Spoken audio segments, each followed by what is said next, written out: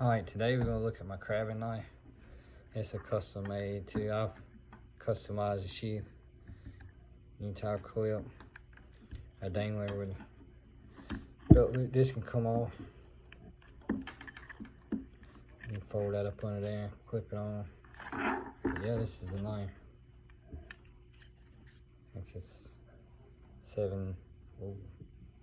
8 inches, about 3. Custom made. You ain't really see it. It's got a good patina going on. Curtis Moore custom knives. Yeah, I love it. This is what it looks like. Just slide it in there. Clamp it down, but you can take this off. I usually take that off when I'm doing this. And it's long. But yeah, hope you like it. Follow along.